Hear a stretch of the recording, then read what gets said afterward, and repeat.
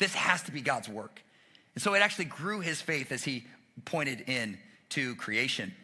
Recently, I started doing middle school ministry.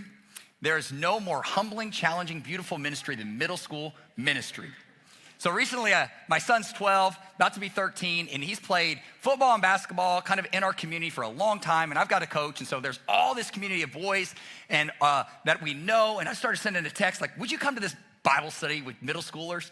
And of course, every parent that gets that text that doesn't know how to disciple their own kids is like, yes. He seems spiritual and normal somewhat, so we're gonna drop our kids off at his house.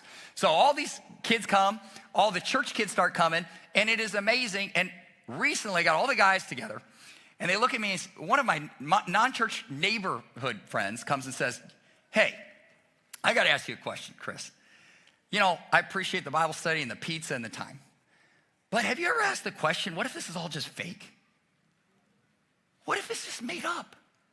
What if people a long time ago didn't really know how to answer the question where we came from, so they had to find a story, you know, and had to point to morality, and maybe they used the story to I don't know, control people or something. I can't figure it out. I think it's a question we should ask. What if there's just honestly no God and religion is just a weird thing that people practice?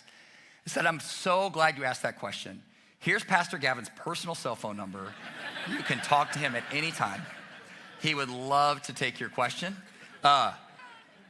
But he just happened to be wearing an Apple phone watch, okay? And so if you've ever read anything about apologetics and creation theory and all the things, that's a great one you can go to. So I said, you know what? That is an awesome question. It's one that I've asked myself because I'm like a professional Christian giving my life to this thing. So I kind of want to know if I'm wasting my life or if it's actually a worthy thing of my life.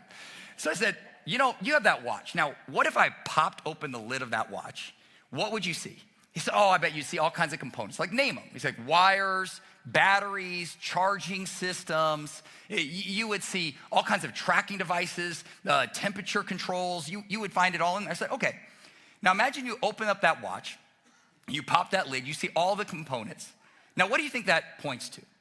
Is that what are the chances that somebody was walking through the Amazon forest and found that Apple Watch and thought, voila, here it is. Look at this amazing thing that is somehow put together perfectly that it can tell me my body temperature, heart rate, time, GPS coordination. Do you think what are the chances that those elements, those wires, those systems would all uniquely assemble in a way that they would function for human flourishing? So I said, that's how I look at the universe. I don't think this is a cosmic accident. I think you can look at the components of creation and say it's organized in such a way that it points to a good, intelligent, beautiful God.